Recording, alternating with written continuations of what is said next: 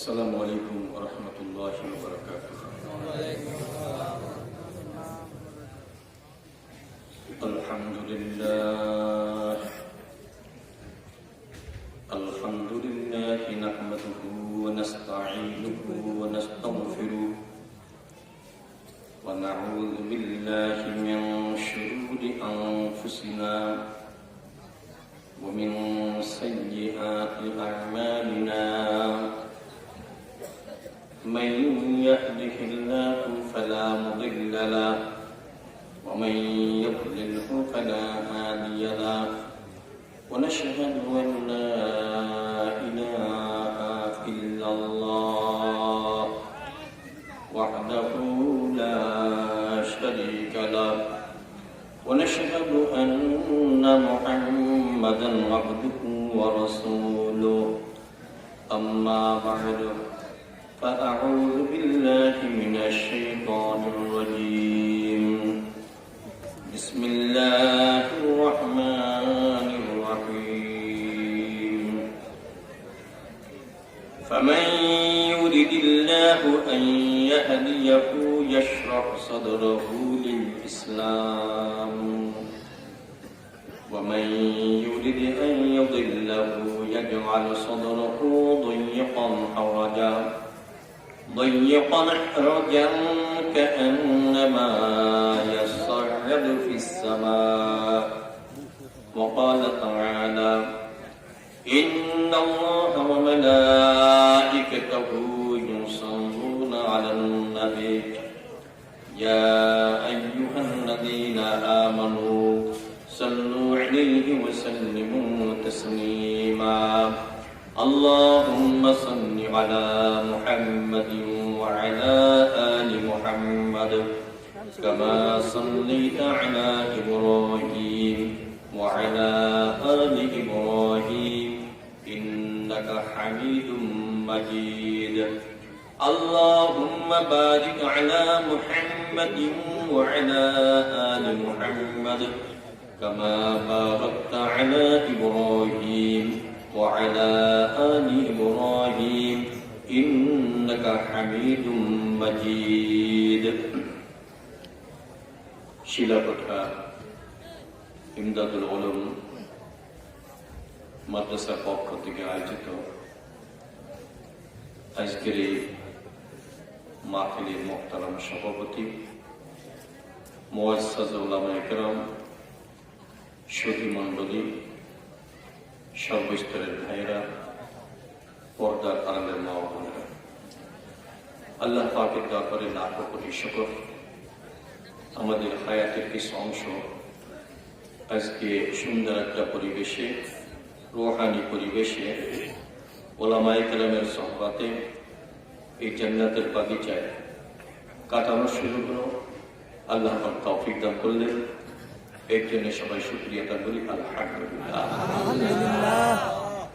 আমরা যত মাহফিলে যোগদান করে থাকি প্রত্যেকটা মাহফিলেই একটা বিষয়ের মিল আমরা দেখতে পাই।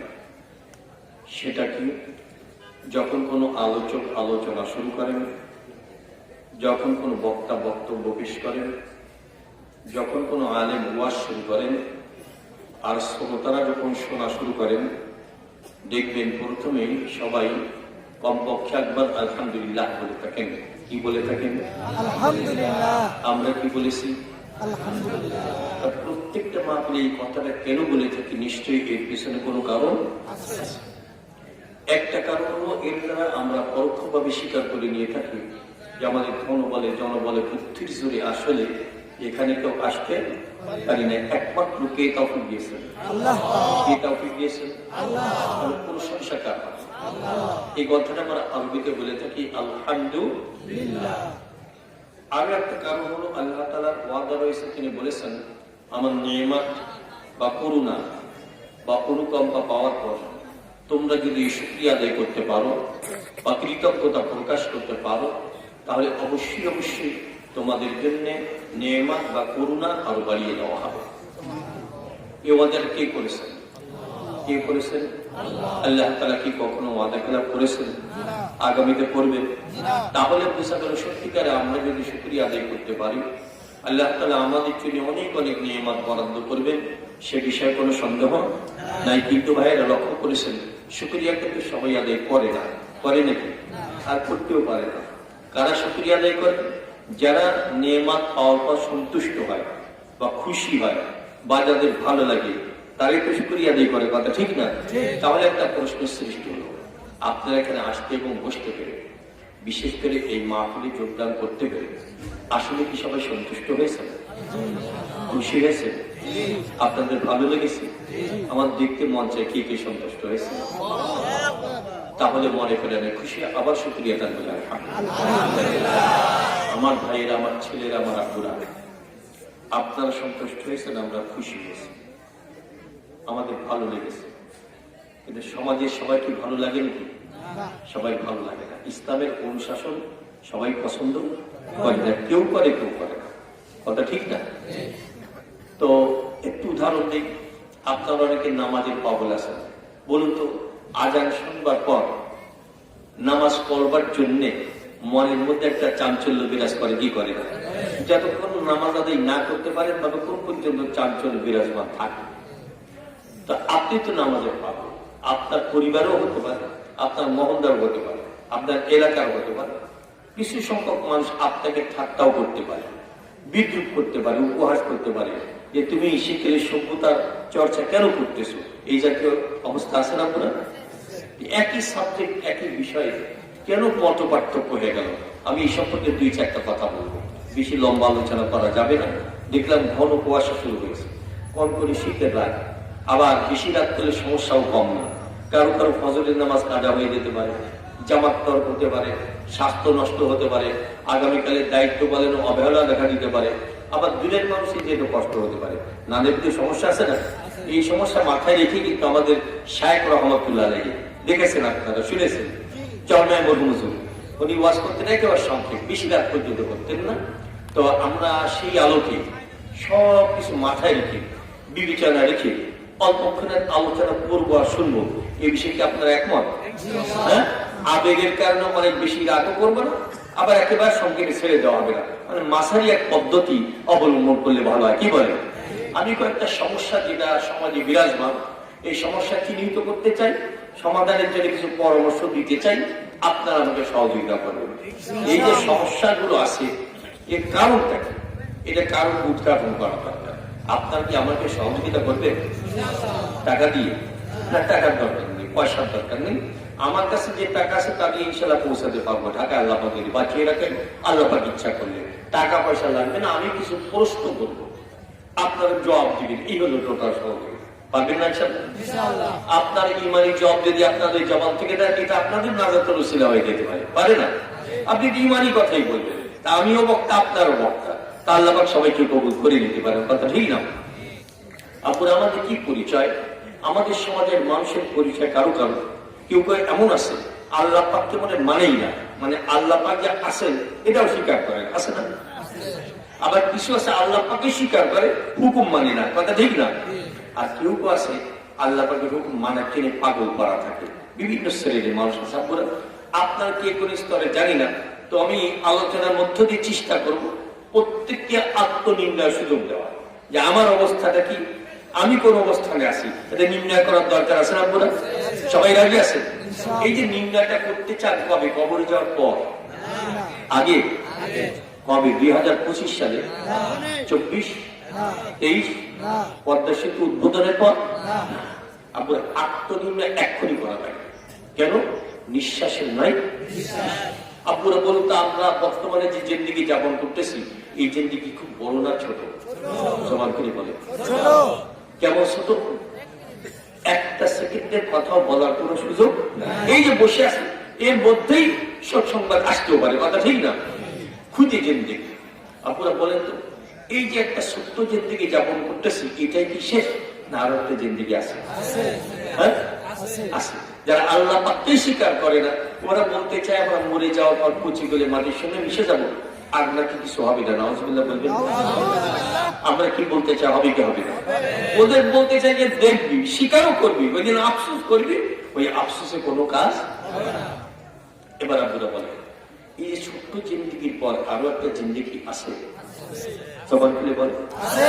এই সহযোগিতা চেয়েছিলাম, আছে নাকি? ওই জিন্দিগি ছোট না বড়?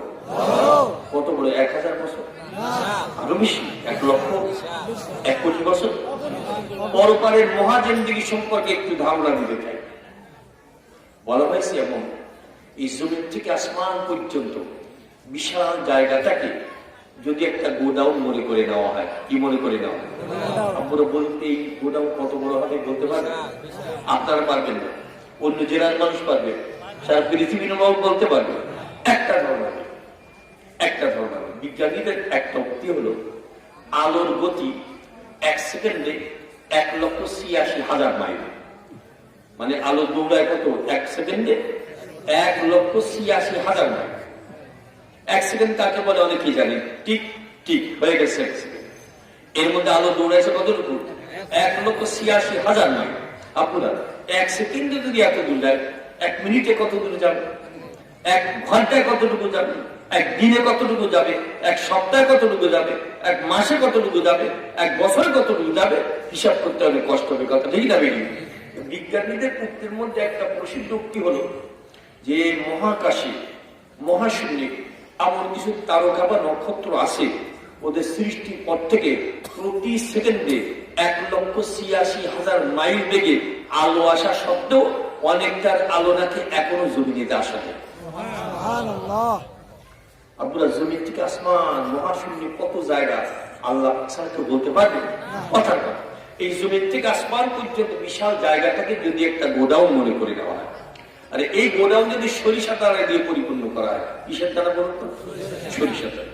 কতটা দানা হবে আপনারা বলতে পারবেন না? সারা পৃথিবীর মানুষ পারবে। এখন বলা আছে একটা কবুতর বা একটা পাখিকে লক্ষ কোটি, হাজার কোটি বছর হায়াত দিয়ে যদি বলা হয় যে 500 বছর পরে একবার আসবে, কত বছর? 500 বছর পরে কয়বার আসবে? 500 বছর পরে একবার এসে একটা করে দানা বিশাল গোডাউন থেকে দেবে। এরপর বলা হয় এভাবে নিতে নিতে নিতে নিতে কোনো না কোনো কালে, কোনো না কোনো যুগে, কোনো না কোনো সময়ে বিশাল গোডাউনে সরিষা দানা শেষ হয়ে যেতে পারে। কিন্তু জেনে নাও, তোমাদের খুদে জিন্দিগির পর মহা জিন্দিগি যেটা শুরু হবে, ওইটা কোনো দিন শেষ হবে না। যাচ্ছি কোথায়, কি নিয়ে যাচ্ছি, প্রস্তুতি কতটুকু, এক্ষুনি নির্ণয় করা দরকার, কথা ঠিক না? আমি সংক্ষেপে চেষ্টা করি। এই যে অনেকে মানে না ইসলামের অনুশাসন, আমি এটা মন্তব্য করি।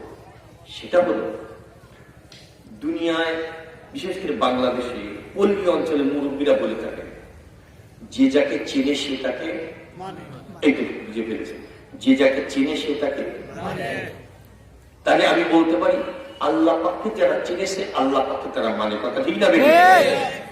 আল কোরআন যারা চেনে আল কোরআন তারা মানে। রাসূলুল্লাহ সাল্লাল্লাহু আলাইহি ওয়াসাল্লামকে যারা চেনে তারা অবশ্যই তাকে মানে, কথা ঠিক না? বেশি বুঝতে পারলাম আল্লাহ পাককে যারা চিনে না আল্লাহ পাককে তারা মানে না, কথা ঠিক না? বেশি আল কোরআনকে যারা চিনে না আল কোরআনকে তারা মানে না, রসুলকে যারা চিনে না রসুলকে তারা মানে না। আপনারা একটা মন্তব্য শোনালাম, এই মন্তব্যকে আপনারা সবাই একমত? হ্যাঁ, আল্লাহ পাককে যারা চিনে না আল্লাহ পাককে তারা মানে না, কোরআনকে যারা চেনে না কোরআনকে তারা মানে না। আপনি এই যে মন্তব্যটা করলাম, আপনার কি সবাই একমত? কে কে একমত পুরা বুঝি নাই, কিন্তু আপনার মুখে বলেছেন, হাত দেখলে বুঝতে পারবেন সবাই একমত। তাহলে আল্লাহ পাককে আমরা যদি চিনতে পারি অবশ্যই মানতে পারবো, কথা ঠিক না? আমি এই গভীর রাত্রের কোন শীতের মধ্যে যে একটা কথা বলবো, আপনারা আল্লাহ পাককে চেনানোর জন্য চেষ্টা করবো। চিনতে চাই না আমরা, চিনে এর জন্য তো এখানে এসেছে। না চিনলে ওয়াজ মাহফিলে পাওয়া যেত না, কথা ঠিক না?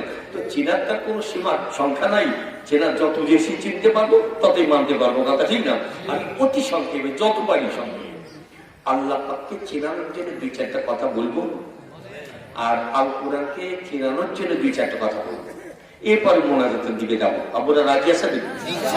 সকলের বক্তব্য আছে আমার ডাইরেক্ট দোয়া হয়তো আমি চেষ্টা করবো। আপনারা আমি তাহলে আল্লাহ পাক কত বড় তার হাতে কত শক্তি, কত ক্ষমতা, এই সম্পর্কে বোঝানোর জন্যে একটু মহাকাশের বিষয়টা আলোচনা করব। সময় থাকলে প্রাণী জগৎ সম্পর্কে একটু আলোচনা করব। সময় থাকলে যে পানি রাশি, জলরাশি আছে, এটা নিয়ে একটু আলোচনা করব ইনশাআল্লাহ। এর মধ্যে খুঁজলে আল্লাহ পাকের কুদরত খুঁজে পাওয়া যাবে, আল্লাহ পাকে চেনা যাবে। এই সাহসে বলতেছি। আব্বুরা আমি মহাকাশ থেকে শুরু করি, সব থেকে বলবো। মহাকাশ সম্পর্কে আমি যদি 1 বছর বয়ান করি, শেষ হয়ে যাবে আলোচনা? হ্যাঁ, যদি আমার সারা দিন দিকে আলোচনা করি, শেষ হয়ে যাবে। 2-4টা কথা বলো, আমি প্রশ্ন করলে জবাব দিবেন তো সবাই ইনশাআল্লাহ? আব্বুরা বলেন তো, আমরা দিনের বেলায় আকাশের দিকে তাকালে একটা কি দেখতে পাই? ওই সময় জবাব দেন দিকে সূর্য। ওই সূর্যটা খুব ছোট না, বলো নাকি? এই স্টেজের মতো, আরো বড়, এই প্যান্ডেলের মতো, এই গ্রামের মতো, এই উপজেলার মতো, ঢাকা জেলার মতো, বাংলাদেশের মতো, পৃথিবীর মতো, এর থেকেও বড়। তো আপাতত যে আবিষ্কার, বিজ্ঞানীরা বলতেছে 13 লক্ষটা পৃথিবী এক জায়গা করলে যা হবে, সূর্যটা নাকি তেমন হবে। আমরা কত লক্ষ পৃথিবী? 13 লক্ষটা পৃথিবী এক জায়গা করলে যা হবে, সূর্যটা তত বড়। পৃথিবী কত বড় তাও তা কোনো জানে না। আচ্ছা, এই সূর্যের তাপ আছে কিনা? আছে। বিজ্ঞানীরা, জ্যোতির্বিদরা বলছে এর মূল যে তাপ, 200 কোটি ভাগের 1 ভাগ মাত্র পৃথিবীতে আসে। কত ভাগের 1 ভাগ? 200 কোটি ভাগের 1 ভাগ। তাহলে অগ্নিপিণ্ডটা কত বড়, কত তাপ তাপ। আবার আল্লাহ পাক বলছে বিসমিল্লাহির রহমানির রহিম ওয়াশ-শামসু তাজরি লিমুস্তাকাররিন লাহা। সূর্য সম্পর্কে আল্লাহ পাক বলছে সূর্য তার কক্ষপথে পরিভ্রমণ করতেছে। এখন চিন্তা করে, কত বিশাল অগ্নিপিণ্ড, কত তাপ নিয়ে এই হাজার হাজার লক্ষ লক্ষ বছর ধরে একই নিয়মে মহাশূন্যে সাঁতার কাটলো। যে এর পেছনে কোন মহাপরিচালক আছেন কিনা? নামটা কি আসতে বলবেন না জোরে বলবি? শুধু তাই না, কুল্লুম ফি ফালাকিন ইয়াসবাহুন। আল্লাহ পাক কোরআনে পাকে বলেন মহাশূন্যে যত গ্রহ নক্ষত্র আছে প্রত্যেকটা সাঁতার কাটতেছে। কোটি কোটি গ্রহ নক্ষত্র মহাশূন্যে একই নিয়মে সাঁতার কাটানোর পেছনে কোন কুদরতওয়ালা আছেন কিনা? তার নামটা আসতে বলবেন না জোরে বলবে? তিনি কে? তিনি কে? আমরা আরেকটা বলি, একটা চুল, 1 খণ্ড তুলা 10 গজ 20 গজ ওপরে ছেড়ে দিলে কিছুক্ষণ পর কোথায় পাওয়া যাবে? মাটিতে। কারণ কি? এই সামান্য ওজন, সামান্য ভর শূন্য স্থানে ধরে রাখতে পারে না। তাহলে বোঝা গেল ওজনওয়ালা কোন জিনিস বা বস্তু শূন্য স্থানে থাকতে পারে না। বলে বলে আকাশে যত গ্রহ নক্ষত্র, এগুলোর ওজন আছে কিনা? একটা গ্রহের কথা বলি, মঙ্গল গ্রহ, যেটা আবিষ্কার চলমান। বিজ্ঞানীরা আবিষ্কার করে এতটুকু বের করছে, মঙ্গল গ্রহের জমিন হলো পাথুরি জমিন। কেমন জমিন? এবার চিন্তা করে, পৃথিবীর থেকে যদি বড় হয়, জমিনটা যদি পাথুরি জমিন হয়, ওজন কত হবে কোন মানুষ কি নির্ণয় করতে পারবে নাকি? কোটি কোটি হাজার কোটি টন ওজন। আবার একটা চুল, 1 খণ্ড তোলা সামান্য সময় শূন্য স্থানে থাকতে পারলো না, আর কোটি কোটি হাজার কোটি টন ওজনে ওই গ্রহগুলো কে ভাসিয়ে রাখলি? আল্লাহ পাকের কুদরতি হাতে কত বল, কত ক্ষমতা, কত শক্তি। এইটা যারা অনুধাবন করতে সক্ষম হয়, এরা কখনো বেপরোয়া হতে পারে না। কথা ঠিক না বেঠি? আমরা আকাশ সম্পর্কে আলোচনা করে আমি শেষ করতে পারবো? বিজ্ঞানীরা পেরেছে নাকি? কেউ পারবে না। সংক্ষেপ বললাম। এবার একটু জলরাশির দিকে আসি, সাগরের দিকে আসি। আপনারা সাগরে আল্লাহ পাকের কুদরত আছে কিনা? মাত্র একটা বলবো, আপনারা শুনেছেন, কেউ সাগরে গিয়ে দেখেছেন? আল্লাহ পাক বলছেন বাইনাকুমা বারযাখুন লা ইয়াবগিয়ান। শুনেছেন বোধহয়? সাগরের 2 প্রকার স্রোত, মিঠা পানির স্রোত, লোনা পানির স্রোত। পাশাপাশি হাজার হাজার বছর ধরে চললো, আজ পর্যন্ত মিলে গুলে একাকার হলো না। আল্লাহ পাক বলেছেন বিসমিল্লাহির রহমানির রহিম বাইনাহুমা বারসাকুন লা ইয়াবগিয়ান, দুই সুরাতের মধ্যখানে আমি এক অদৃশ্য প্রাচীর টেনে দিলাম, এইটা কখনো মিলে গুলে একাকার হতে পারবে না। এটা কার কথা? ওখানে কাকে খুঁজে পাওয়া যায়? আরো ধরে বলা লাগবে, কাকে খুঁজে পাওয়া যায়? জলের সেবার বাদ নেই, প্রাণী জগতের দিকে আসি। প্রাণীর মধ্যে শ্রেষ্ঠ প্রাণী মানুষ, কথা ঠিক না বেঠিক? এই সম্পর্কে আল্লাহ পাক বলেছেন বিসমিল্লাহির রহমানির রহিম ওয়াফি আনফুসিকুম আফালা তুবসিরুন, তোমাদের নিজের মধ্যে গবেষণা করো, মুরাকাবা করো, আমার কুদরতের সন্ধান তোমরা পেয়ে যাবে। দেখি আমাদের নিয়ে একটু ভাবি আপনারা সংক্ষেপে। আমার নাম ইউনুস আহমদ, নামটা শুনেছেন, ঘোষণা বলা হয়েছে। এই যে একটা বডি আবার আছে না, আচ্ছা এই বডি কি জন্মের থেকে এত বড় ছিল না একটু ছোট ছিল? হ্যাঁ, আচ্ছা তার আগে আরো ছোট ছিল না? একটা বডি সৃষ্টির সূচনা আর সমাপ্তি সম্পর্কে দিয়ে একটা কথা বলি। সেটা কি একটা মানবদের সৃষ্টি হয় কিভাবে? স্বামী স্ত্রী বা পিতা মাতা তাদের মিলনের পরে ওই স্বামীর মাধ্যমে স্ত্রীর গর্ভে কোটি কোটি শুক্রাণু ঢোকে বীর্যের মাধ্যমে। একটা ফোঁটা বীর্যের মধ্যে লক্ষ লক্ষ শুক্রাণু থাকে বা শুক্রকীট থাকে। আব্বুরা বলে একটা ফোঁটার মধ্যে লক্ষ লক্ষ যদি থাকে, এটা কি চোখে দেখা সম্ভব নাকি? লক্ষ লক্ষ শুক্রাণু মায়ের গর্ভে যখন প্রবেশ করে, আল্লাহ পাক একটা সন্তান দিতে চাইলে মাত্র একটা বেঁচে থাকে, আর সব অটুকায়দা মৃত্যুবরণ করে। মায়ের গর্ভে একটা পদার্থ থাকে, বস্তু থাকে, তাকে ডিম্বাণু বলা হয়। তাও কিন্তু একটা ফোঁটার মধ্যে লক্ষ লক্ষ থাকতে পারে। আল্লাহ পাকের কুদরত, শুক্রাণু যখন মায়ের গর্ভে ঢোকে, তাকে এমন জ্ঞান আল্লাহ পাক দান করেছেন, মায়ের গর্ভে ডিম্বাণু কোথায় আছে এটা খুঁজে খুঁজে বের করবার চেষ্টা করে। যেটা চোখে দেখা যায় না, বুদ্ধিটা কে দিয়েছে? কে দিয়েছে? ডিম্বাণুর সন্ধান যখন পেয়ে যায়, ডিম্বাণু শুক্রাণুর সমন্বয় আমার আপনার বডি সূচনা শুরু হয়ে যায়। মাত্র কয়েকটা মাস মায়ের গর্ভে থাকবার পর মা যেন কি অনুভব করে, পেটের মধ্যে সন্তান নড়াচড়া শুরু করে দেয়, একটা বডি হয়ে যায়। একটা বডির মধ্যে 360টা হাড্ডির জোড়া আছে। শুকরিয়া দেখি আলহামদুলিল্লাহ, 360টা হাড্ডির জোড়া। আপনারা বলেন আমার হাতের মধ্যে জোড়া আছে কিনা, আঙ্গুলের মধ্যে আছে কিনা, কবজির মধ্যে আছে কিনা, ওলের মধ্যে আছে কিনা, মেরুদণ্ডে আছে কিনা, কোমরে আছে কিনা, হাড়িতে আছে কিনা, 360টা হাড্ডির জোড়া। আপনি আপনার মনের কাছে জিজ্ঞাসা করেন, এই জোড়া কোন জায়গা থেকে আসলো, হাড্ডি কোন জায়গা থেকে উৎপাদন হলো, কোন দিক দিয়ে সরবরাহ হলো, এটা চিন্তা করলে নিশ্চয়ই এক কুদরতওয়ালার সন্ধান পাওয়া যায়। তিনি কে? আবার দেখবেন মানুষ তো জবাই করে দিতে পারবেন না, আপনার মুরগিও জবাই করেন, খাসি জবাই করেন, গরু জবাই করেন, দেখবেন প্রত্যেকটা জোড়ার মধ্যখানে লালা জাতীয় পদার্থ আছে কিনা? আছে নাকি? গাড়ির চাকা সুন্দরভাবে ঘোরানোর জন্য, মেশিন যন্ত্রপাতি ঘোরানোর জন্য গিরিশ ব্যবহার করা হয়। আল্লাহ পাক জানেন একটা গাড়ির গিরিশ 6 মাস, 1 বছর, 2 বছরের মধ্যে কয়েকবার চেঞ্জ করা লাগে। আল্লাহ পাক জানেন আমার এই বান্দা 3.5 গাড়ির কত যন্ত্রাংশ আছে, এটা পরিবর্তনের প্রয়োজন হবে না। 60 বছর, 70 বছর, 80 বছর উঠবে, বলবে, নড়াচড়া করা লাগবে। প্রত্যেকটা জোড়ার মধ্যে গ্রিস সেট করা আছে কিনা?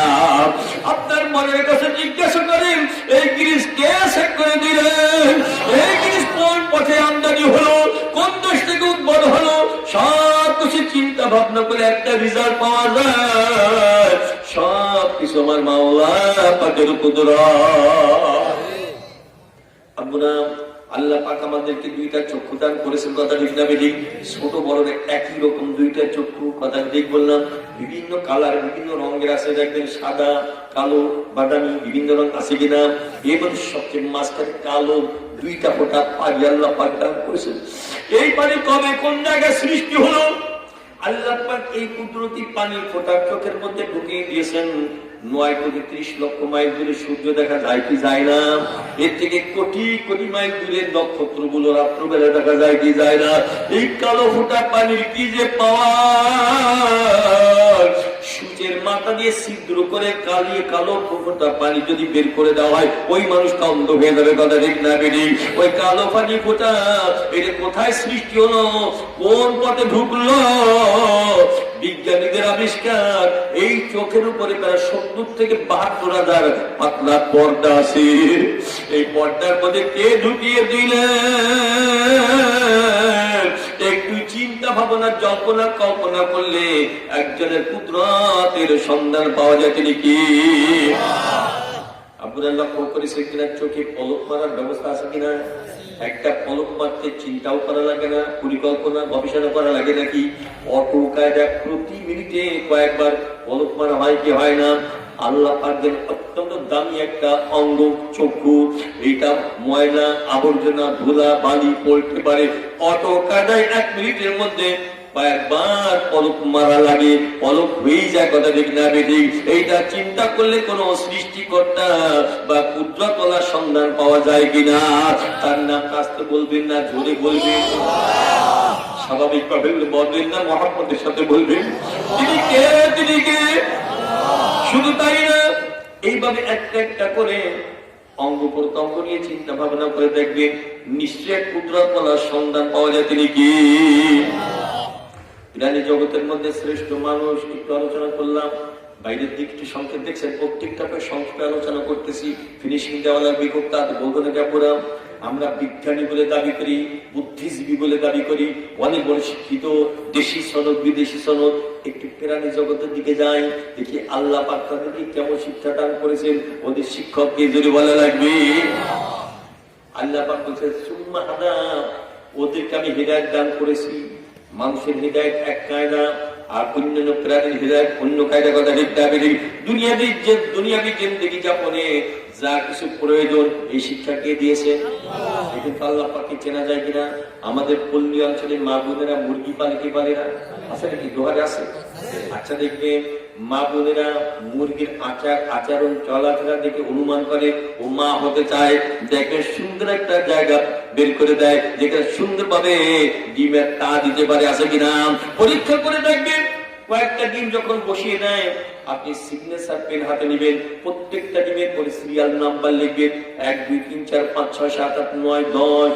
মাত্র কিছুক্ষণ পর, কয়েক ঘন্টা পর বা একদিন পর ওখানে উকি মেরে দেখবেন আপনি যে সিরিয়াল যেভাবে রেখেছিলেন সব ওলট পালাট হয়ে যাবে। মাঝখানের ডিমগুলো পাশে পাওয়া যাবে, পাশের ডিমগুলো মধ্যখানে পাওয়া যাবে, উপরের পাশ নিচে পাওয়া যাবে। এমনটা হয় কি হয় না? আল্লাহ পাক যেমন শিক্ষা দিয়েছেন, ও যদি সুদা চুপচাপ বসে থাকে, একটা জায়গায় তাপ পাবে, অন্য জায়গায় তাপ পাবে না। মধ্যখানের ডিমগুলো তাপ পাবে, পাশেরটা পাবে না। আল্লাহ পাক কোন জায়গায় কোন ক্লাসে ওকে শিক্ষা দিয়েছেন আল্লাহ পাক ভালো জানেন। দেখবেন উল্টায় পাল্টায় দেয়, প্রত্যেকটা ডিম যথাযথভাবে তাপ পায়। কথা ঠিক না বেঠিক? প্রত্যেকটা প্রাণী নিয়ে চিন্তা করে দেখবেন ওদেরকে কে যেন শিক্ষা দিয়েছেন। ওদের উস্তাদ একমাত্র একজন, তিনি কে? যখন সময় হয়ে যায়, দেখবেন বাচ্চা কিছুদিন পরে পয়দা হয়, হয়তো হয় না। দেখবেন মা মুরগিটা ঠিক এমন জায়গাটা ছিদ্র করে দেয় যে সোজা ওই বাচ্চার মুখটা থাকে, ঠোঁটটা থাকে। কথা ঠিক না বেটি? ও কিন্তু কোনো যন্ত্র ব্যবহার করে না। কেউ ওকে শিক্ষা দিল, এইখানে তোমার বাচ্চার ঠোঁট দুইটা আছে, সেই সোজা ছিদ্র করে দেয় কি দেয় না? প্রত্যেকটা প্রাণী অবস্থা পরীক্ষা করে দেখবেন যে আলাদাভাবে একটা প্রশিক্ষণ দিয়েছেন। তিনি কি? শুধু তাই না, বাচ্চা পয়দা হয়ে গেল, মাত্র 1 সপ্তাহ বয়স। কতদিন বয়স? আপনি পাশ দিয়ে হেঁটে যাবেন, বাচ্চার কোনো ভয় নাই। একটা বড় গরু হেঁটে যাবে, কোনো ভয় নাই। কিন্তু যদি আকাশে একটা চিল দেখা যায়, অল্প সময়ের মধ্যে, কয়েক সেকেন্ডের মধ্যে মায়ের পেটের নিচে আশ্রয় নিতে দেখা যায় কি যায় না? ওই বাচ্চাটাকে বুদ্ধি কে দান করলে? শুধু তাই না, প্রত্যেকটা প্রাণী সম্পর্কে একটু গবেষণা করবেন। এক ডাক্তার সাহেব বলেছিলেন তার বাড়িতে, তার বাগানে মাঝে মধ্যে বানর আসতো, এসে গাছের ফল নষ্ট করে দিত। কোনো বেদ থেকে রেহাই পাওয়া গেল না। শেষ পর্যন্ত ডাক্তার সাহেবকে একজনের পরামর্শ দেয়, আপনি পাওয়ারফুল পয়জন বিষ মিশিয়ে খাবার যদি গাছের মাথা দিতে পারেন, একটা দুইটা বানর ঢুলে পড়বে, অন্যগুলো আসতে সাহস পাবে না। যুক্তিসঙ্গত কথা কিনা? ডাক্তার সাহেব বলে এই পরামর্শ নেওয়ার পর আমি একই আমল করলাম। এমন বিষ, এমন পয়জন, যে বিষের স্বাদ পরীক্ষা করতে গিয়ে 18 জন বিজ্ঞানী দুনিয়ার থেকে চলে গেছে। অর্থাৎ জিহ্বায় দিবে স্বাদ টক, মিষ্টি না তিক্ত লিখবে, কেউ একটা অক্ষর, কেউ দুইটা অক্ষর লিখতে লিখতে ঢলে পড়ে যায়। অত্যন্ত পাওয়ারফুল পয়জন, কথা ঠিক না বেঠিক? ডাক্তার বলছে এই পাওয়ারফুল পয়জন খাদ্যের সঙ্গে মিশিয়ে গাছের উপরে টাঙিয়ে দিলাম। লক্ষ্য করতে লাগলাম, দেখি কোন সময় বানর আসে, বিষ মিশ্রিত খানা খেয়ে বেহুশ হয়ে পড়ে যাবে বা মৃত্যুবরণ করবে, এরপর আর বানর আসবে না। এবার ডাক্তার সাহেব বলছে, দেখতে লাগলাম এক ঝাঁক বানর এসে গেছে। এবার খাবার সামনে, বিষ মিশ্রিত পয়জন মিশ্রিত খাবার, দেখি কেউ খায় না। এদের মধ্যে লিডার টাইপের যে ছিল, নেতা টাইপের, একটা সিগন্যাল দিল, একটা সংকেত দিল, কেউ আর খায় না, চুপচাপ বসে আছে। এবার লিডার চলে গেল বনের মধ্যে, জঙ্গলের মধ্যে। এবার কিছু লতা পাতা নিয়ে হাজির হয়ে গেছে। এবার লিডার করে কি, প্রত্যেকটা বানরের হাতে কয়েকটা করে পাতা বন্টন করে দেয়। এরপর আবার সিগন্যাল দেয়, সিগন্যাল দেওয়ার সাথে সাথে এক কামড় পাতা খায় আর একটা লোকমা মুখে দেয় বিষ মিশ্রিত খাদ্য। ডাক্তার সাহেব বলছি, কোন বানর অসুস্থ দেখি নাই, প্রত্যেকটা দানা খেয়ে শেষ করে দিল। একটা বানরকে অ্যাবনরমাল দেখি নাই। খানা শেষ করবার পর আনন্দ ফুর্তি করতে করতে আবার জঙ্গলে চলে গেল। ওই বানরকে কে প্রশিক্ষণ দিল? এত পাওয়ারফুল বিষ নষ্ট হয়ে যাবে অমুক গাছের পাতা খেলে। আপনারা এর প্রশিক্ষক একজন আছেন কিনা? তিনি কে? ধরে বলেন তিনি কে? বিজ্ঞানের দাপট দেখাই না কি কতটুকু পারো। বাবুই পাখি শূন্য স্থানে ঝুলে ঝুলে সুন্দর বাসা তৈরি করে। আমরা প্যান্ডেলে সবাই মিলে চেষ্টা করে 1 মাস সময় পেলে একটা বাসা তৈরি করতে পারবো নাকি? শূন্যে ঝুলে ঝুলে সুন্দর একটা বাসা করে। 2টা কামরাও থাকে, একটা কামরা স্বামী স্ত্রী থাকবে, আবার তার মধ্যে ডিম লাইটের ব্যবস্থা করার লাগবে। একটু কাদা, একটু গোবর নিয়ে যাবে। রাত্রবেলা জুনাকি পোকা নিয়ে ওইখানে যখন ঢুকিয়ে দেয়, ডিম লাইট ওরা কামরায় স্বামী স্ত্রী বসবাস করে। এই জ্ঞান, এই প্রশিক্ষণ কে দিয়ে সুন্দর বলা লাগবে? তোমার কতটুকু পাওয়ার? একটা শকুন প্রায় 300 মাইল দূরে কি আছে দেখতে পায়। আমরা ছোটবেলা দেখেছি, এখন খুব কম দেখা যায়। শকুনের উপদ্রব ছিল। কোন একটা বিলের মধ্যে, কোলার মধ্যে একটা মরা গরু ফেলে রাখলে দেখেন ঝাঁকে ঝাঁকে শকুন কোন জায়গা থেকে দৌড়ায় আসে, উড়ে চলে আসে। কথা ঠিক না বেঠিক? ঢাকার আকাশ থেকে শকুন তাকিয়ে দেখে খুলনার বড় বিলের মধ্যে একটা মরা গরু ফেলে রাখছে। সাথে সাথে উল্টে উল্টে সেখানে হাজির হয়ে যায় কি যায় না? কয়টা বলবো, প্রাণী জগতের প্রত্যেকটা সেক্টর নিয়ে আলোচনা করলে দেখবেন একজন কুদরতলার সন্ধান পাওয়া যায়। তিনি কি? আসতে বলবেন না, জোরে বলবেন, স্বাভাবিক বলবেন না, মহব্বতের সাথে বলবেন। তিনি কে? তিনি কে? তাকে যারা চেনে না মেনে আর পারে না। কথা ঠিক না ঠিক? আল্লাহ পাক যেন এই মারিফাত, এই পরিচয় আমাদের প্রত্যেকের অন্তরের মধ্যে ঢেলে দেয়। সবাই বলি আমিন। আল্লাহ পাককে আমি চেনার চেষ্টা করলেও সারা জিন্দেগি বসে আমি শেষ করতে পারবো নাকি? এখানে ওদিকে সমাপ্তি টানতেছি। এবার আল কোরআন সম্পর্কে 2-1 কথা বলবো নাকি? আপনারা বলবো নাকি? দেখবেন কাঠ দিয়ে চেয়ার, টেবিল, দরজা, জানালা তৈরি হয়তো হয় না। আবার চেয়ার বসতে পাও লাগে, হাতও লাগে, ওর ভয় লাগে নাকি? আপনারা যে গাছের তক্তা দিয়ে ওই চেয়ারটা তৈরি হলো, একই গাছের তক্তা দিয়ে যদি আরেকটা জিনিস তৈরি করা হয়, যার উপরে আল কোরআন লেখা হয়, আপনারা কি বলেন? এটা কি ইহা বলেন নাকি? মাত্র 3 থেকে 4 দিন যদি আল কোরআন রাখার পর এলাকার সবচেয়ে দুষ্ট ছেলে তার অজান্তে অনিচ্ছায় যদি রিহালে পা লেগে যায়, আপনাদের কি মনে হয়?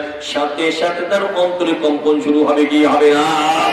যত বড় সন্তানই হোক না কেন, চিন্তা করবে যত পাপ করেছি এখনো গজব নাযিল হয় নাই।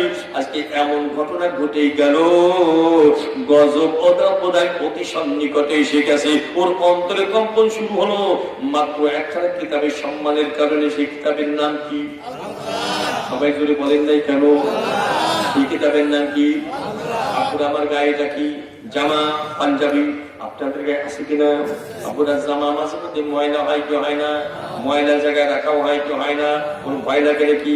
কোন সংকোচ বোধ হয় নাকি আপুরা? এবার যে থানের কাপড় দিয়ে আমার জামা তৈরি হয়েছে, ওই একই থানের কাপড় দিয়ে যদি আরেকটা কাপড়ের প্যাকেট করা হয়, যার মধ্যে আল কোরআন রাখা হয়, ওটাকে কি বলা হয়? জুজদান বলা হয়। মাত্র 3 থেকে 4 দিন আল কোরআন রাখার পর এলাকার সবচেয়ে বড় বিপদটা মেয়েটার অজান্তে অনিশ্চয় যদি জুজদানে পা লেগে যায়, আপনাদের কি মনে হয় ওই মেয়েটার অন্তরে কম্পন শুরু হবে কি হবে না? হয়তো ভাইকে ডাক দিয়ে বলবে, স্বামীকে ডাক দিয়ে বলবে, ছেলেকে ডাক দিয়ে বলবে, যাও ইমাম সাহেব থেকে পরামর্শ নিয়ে আসো কি করে লাগবে। যার মধ্যে আল কোরআন থেকে পা লেগে গেছে, ওর অন্তরে কম্পন শুরু হলো মাত্র একখানা কিতাবের সম্মানের কারণে। সেই কিতাবের নাম কি? সবাই কি জোরে বলেছেন? আরেকবার বলবেন নাকি? সেই কিতাবের নাম কি? আব্বুরা বছরের মাস কয়টা? ইংরেজি বছরেও আরবি বছরেও একটা মাসে আপনাদের জবান থেকে শুনতে চাই, অন্যান্য মাসে একটা ফরজ আদায় করলে যে নেকি পাওয়া যায়, ওই একটা মাসের মধ্যে নফল আদায় করলে সেই সব পাওয়া যায়। আব্বুরা মাসটার নাম বলা রাখবে। কি নাজেল হয়েছিল? মাসটা কি দামি হয়ে গেছে? মাসটাও দামি হয়ে গেছে। আব্বুরা বছরে 365 রাত, আরবি বছরে 355 রাত। একটা রাতের নাম আপনাদের জবান থেকে শুনতে চাই যে 1000 মাস লাগাতার উপর্যপরি পর পর নফল ইবাদত করলে যত নেকি পাওয়া যায়, ওই একটা রাতের ইবাদত করলে তার থেকে বেশি নেকি পাওয়া যায়। আব্বুরা সেই রাতটার নাম কি? আরো করে বলেন। রাতটা দামি হয়ে গেল একখানা কিতাব নাজিল হওয়ার কারণে। সেই কিতাবের নামটা বলি আল কোরআনের সোয়া লাগবার কারণে রাত দামি হয়ে গেল, মাল দামি হয়ে গেল, কাপড় দামি হয়ে গেল, কাঠ দামি হয়ে গেল। আমার প্রশ্ন, জড় পদার্থ যদি কোরআনের সোয়া লাগবার কারণে দামি হতে পারে, আমরা আশরাফুল মাখলুকাত আমরাও যদি আল কোরআন জ্ঞাপন করতে পারি, আমাদের মর্তবা বাড়তে পারে কি পারে না? আমার যুবক আপুরা, আপনারা ফেসবুক ইউজ করে থাকেন, আপনারাই বলেন মাঝে মধ্যে এই জাতীয় খবর পাওয়া যায় কিনা? 10 বছর 15 বছর আগে এক হাফেজ সাহেবের ইন্তিকাল হয়ে গেছিল, এখন সে তার কবর ভাঙ্গনে বের হয়ে গেছে। এখন অক্ষত লাশ পাওয়া যায়, আমার কি কাপড়ের কাপড় অক্ষত এবং নতুন দেখা যায়, আর প্রমাণ পাওয়া যায় কি যায় না? আমি নিজেই শুনেছি মেঘনার পরে একটা পুরাতন কবর ভেঙে একটা লাশ বের হয়ে আসছিল। এলাকার চাঞ্চল্যের সৃষ্টি হলো, সবাই বলা বলি করে এত পুরাতন কবর, এত পুরাতন লাশ, কিন্তু লাশটা অক্ষত দেখা যায়, এমনকি কাপড়ের কাপড় সাদা দপদপ করতে দেখা যায়। কেউ চিনতে পারে না। হয়তো একজন মুরব্বী টাইপের লোক বলে যে আমার মনে আছে এইখানে কাকে দাফন করা হয়েছিল। সে বলতে চায় প্রায় 18 বছর আগে, কত বছর? 18 বছর আগে আল কোরআনের একজন হাফেজকে এখানে দাফন করা হয়েছিল। যখন চেহারা থেকে কাপড় সরিয়ে দিল, সবাই বলা বলি করে অন্য কারোর লাশ নয়, এ তো সেই হাফেজ সাহেবের লাশ। আপনার তার সিনার মধ্যে কার কালাম ছিল? আমার বিশ্বাস আল কোরআন বক্তি ধারণ করে যখন মাটির গর্তে ঢুকতেছিল, আল্লাহ পাক তেমন যেন কবরের মাটিকে বলে দিয়েছেন, হে কবরের মাটি, যার সিনার মধ্যে আমার কালাম জমা আছে, খবরদার কিয়ামত পর্যন্ত তার সাথে বিয়াদবি করা যাবে না, এমনকি তার পোশাকের সাথে বিয়াদবি করা যাবে না। আপনার তার সিনার মধ্যে কার কালাম ছিল? আল্লাহর কালাম। আমরা কি সে আল কোরআন আপন করতে রাজি আছি কিনা?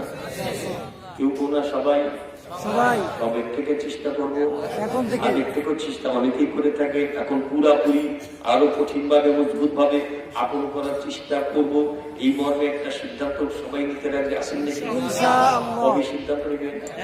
কেউ না, সবাই দেখলে বিশ্বাস করবো পুরাপুরি সবাইকে রাজি আছেন? শুকরিয়া তাকবীর, আলহামদুলিল্লাহ। আমরা কোরআন স্বীকার করি, মানি, সম্মুখী বললাম, কিন্তু কোরআন মোতাবেক আমল করলাম না, হবে নাকি? আমি দু একটা আমলের কথা বলবো, একেবারে দেখছি কত সংক্ষেপে আলোচনা করছি, বলবো না কি আপনার? আল কোরআনের মধ্যে বহু আমলের কথা, একটা আমল দৈনিক 5 বার করতে হয়। কয়বার? যে 5 বার ওই আমলটা করতে পারে, ওর দুনিয়ার জীবিকা আল্লাহ পাক বরকত দান করবে, কবরের সমস্যার সমাধান হয়ে যাবে। কিয়ামতের ময়দানে দেখা কামনা পাবো, বলছে না বৃদ্ধির আকারে পাবো, আবার শেষ পর্যন্ত বিনাশী জান্নাতে চলে যাবে। আমার মনে আমলটার নাম আপনারা সবাই বলতে পারবেন। আপনারা বলেন তো, আবার বলেন। আচ্ছা, নামাজ কি উপকারী না অপকারী? ক্ষতিকর না লাভজনক? সবাই বিশ্বাস করে। আর কেউ কেউ বলতে চায়, অতি বড় বুদ্ধিজীবী তারা বলতে চায় নামাজ পড়লে নাকি সময়ের অপচয় হয়। আরো বলবেন নাকি? আমরা বলি নামাজ পড়লে সময়টা আসলেই কাজে লাগে, কথা ঠিক না? নামাজের মধ্যে যে কিছু আছে বিশ্বাস করেন আপনারা? তা শুনেছি ছোটবেলার থেকে, বলেছি অনেকবার, শুনেছি। আজকে সংক্ষেপে দেখাতে চাই নামাজের মধ্যে কিছু আছে কিনা, দেখাবো নাকি? একেবারে সংক্ষেপে।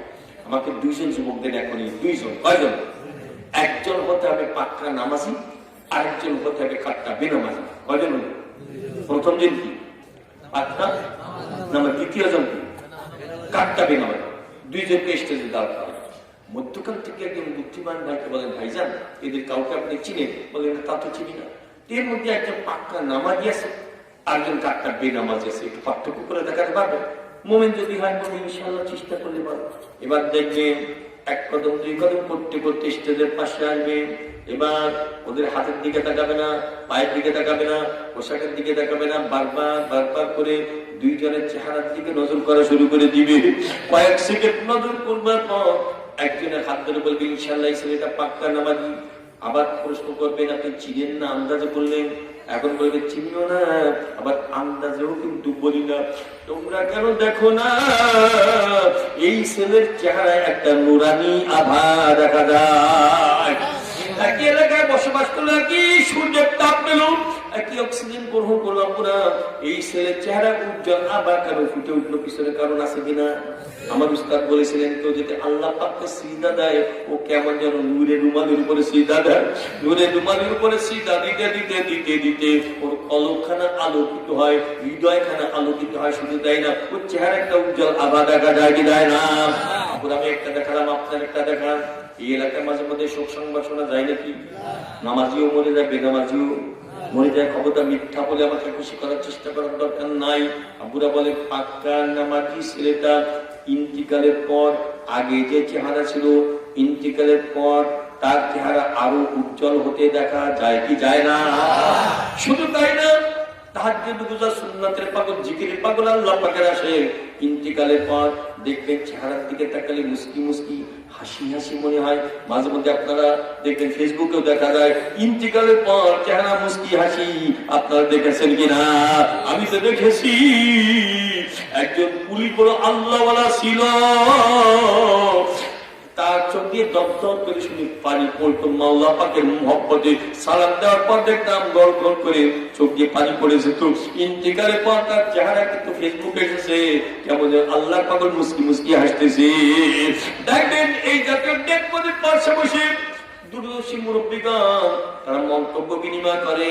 একজন মুরব্বী আর একজন মুরব্বীকে বলে, দেখো এই সেই ছেলেটা পাক্কা নামাজি ছিল, জিকির আজকার করতো, বাপ্পায় খিদমত করতো, কারোর সাথে বিয়াদবি করতো না, জিকির আজকার করতো, তেলাওয়াত করতো। দেখো দেখো আজকে তার চেহারার দিকে তাকিয়ে দেখো, একটা জান্নাতি চেহারা নিয়ে কবরে রওনা করেছে। বলা বলি করে কি করে না? আপনার বিপরীতে চোর ডাকাত মস্তান সন্ত্রাসী চাঁদাবাজ বেয়াদব বেনামাজি মরে যাওয়ার পর ওদের চেহারা কুচ্ছিত কদাকার কালো বিচ্ছিন্নতা দেখা যায় কি যায় না? তাহলে আপনারা আপনার কি বলবেন? নামাজের মধ্যে কিছু আছে কিনা? আসতে বলেছেন যে আচ্ছা আছে। দুনিয়া থাকলে কবরে থাকবে কি থাকবে না? কবরে থাকলে কিয়ামতের মধ্যে থাকবে কি থাকবে না?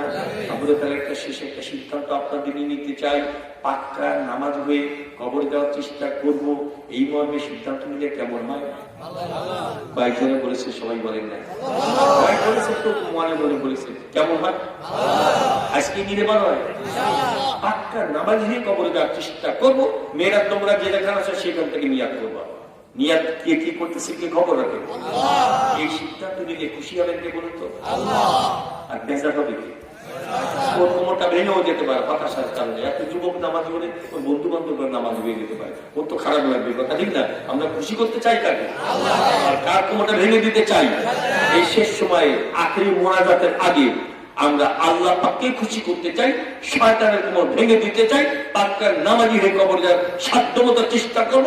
এই মর্মে যারা একমত আছে, এত জোরে একটা তাকবীর ধ্বনি দিয়ে হাত উঁচু করবেন, শয়তানের এখনই ভাগতে বাধ্য পাবেন নাকি? কে কে চেষ্টা করবো? আল্লাহু আকবার। কবুল করে নেন। প্রত্যেকের বেলা কে হেদায়েতের মালা পরিয়ে দেন। মেয়েদের সম্পর্কে স্পেশাল বলার সময় হলো, রাত গভীর হয়ে গেছে। মেয়েরা তোমরা মনে রাখা, চারটা কাজ ঠিক মতো করবা, নামাজ ঠিক মতো আদায় করবা, রমজান রোজা রাখবা, পর্দা খুশিটা মেনে চলবা, স্বামীর খেদমত করবা, বেহেশতের 8টা দরজা তোমাদের জন্য খোলা থাকবে। আল্লাহ যেন ওদের কমাল করার তৌফিক দান করেন। এখন দোয়া হবে, এখন মোনাজাত হবে। দুরূদ শরীফ করি। আল্লাহুম্মা সাল্লি আলা সাইয়্যিদিনা ওয়া নাবিয়িনা ওয়া শাফিঈনা ওয়া হাবিবিনা ওয়া মাওলানা মুহাম্মদ সাল্লাল্লাহু আলাইহি ওয়া আলা আলিহি ওয়া আসহাবিহি ওয়া সাল্লাম। জিন্দেগি তো অনেক গুনাহ করে ফেলেছি, পাপের কাজ করে ফেলেছি।